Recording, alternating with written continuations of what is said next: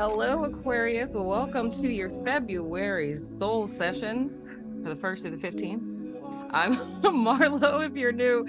Whoa, and if you're family, welcome back, my friends. So we got cards popping out, so we're going to go ahead and jump in and see what is going on with you all for February. Happy solar return and whatnot or whatever. So first card out, we have the moon in the reverse. Next, we have, oh, wow, the 7 of swords in the reverse. Interesting. And then we have justice in the reverse. And of course, that is Libra energy and the moon is Cancer energy. Interesting. So it's looking like, Aquarius, in the first week of February, something is coming to the light for you guys. I can see this in 2 different ways. In one sense, this could be just like a personal revelation type of deal where it could be something that you guys have kind of been pondering on as far as like what paths to go, or trying to find a solution to issues, problems like with yourself, your life, what have you. But the energy that feels more pronounced to me would be something in reference to people around you. And what it is specifically that I'm feeling is you guys kind of, how can I say this? It feels almost like if there was something that was going on around you, and I can't even say it would be something that you were aware of, because I feel like the only way that you would say that you were aware of whatever this is that's happening is if it were in hindsight. So if you were to find something out in the first week of February, it's like after you find out and you go back and kind of like backtrack, then you could kind of see like, okay, I did think that was weird that they said that or that they did that. I totally, like, I saw this coming, but it's kind of like stuff that was happening in the periphery, but I don't feel like in it that this would be something that you guys kind of foresaw. It's just kind of like subconsciously you were picking up on things. That's why I say like in hindsight, it would make perfect sense. But whatever the case, whatever it was that was kind of happening under wraps, it's you guys kind of feeling like it's not fair. So it's like, I don't even know why I want to say this word, but it feels almost like you guys would feel like bamboozled. And I hate to say that word.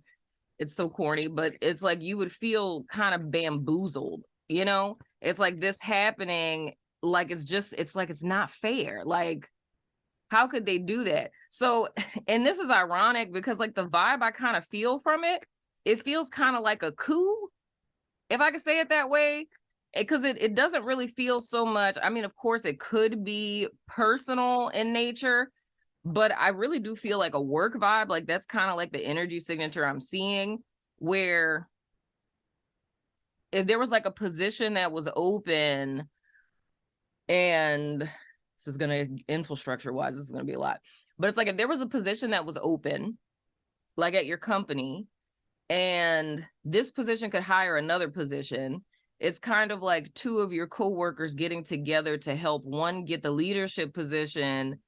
And if the person helps them get the leadership position, then the agreement they have is like, I'm going to hire you as like the other person type of deal. But no one says that to you. And then all of a sudden it's like there's like an announcement or something like that.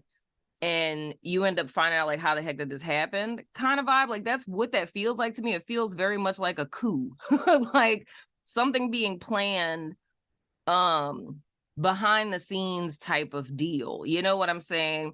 And just kind of slightly picking up on the energy of what I've been talking about with you guys since like November of 2022, and the whole thing of like you guys kind of taking a chance. I feel like this particular situation makes sense. I feel like with this whole particular situation, it's kind of like a testing ground, if I could say it that way, because I feel once you guys find this out in the first week of February, it's like it's almost like it's going to be triggering for you, where it's like if you were thinking about making any personal changes or opening up or taking a risk or anything along those lines, I feel this situation could potentially be triggering for you. where it could kind of reinforce you to go back to the old way of things. So sorry to interrupt you guys while you're listening to the show, but I wanted to tell you guys about our new partnership with BetterHelp. If you haven't heard of them, it's an online resource in which you can find your very own friendly local neighborhood therapist, no matter where you are in the world. You sign up, and within 24 hours, they match you with a therapist that's right for you. And you can talk to your counselor every week via phone or video chat. You can also text them between sessions. If you or someone you know has been considering therapy, get started today with BetterHelp. Now let's get back to the show. Which I feel Spirit is leading you guys to kind of grow out of. And it's like, this could be a triggering thing. And I feel that's like a test where it's like, okay, so you want to take a chance, open up. Now something happened that's telling you to shut down. It's like, are you going to shut down or are you going to continue to open up type of deal, right? Now going into the second week of February, which is the week of the 15th, we have the 9 of Wands in the reverse. We have the 8 of Wands, and then we have the Ace of Swords.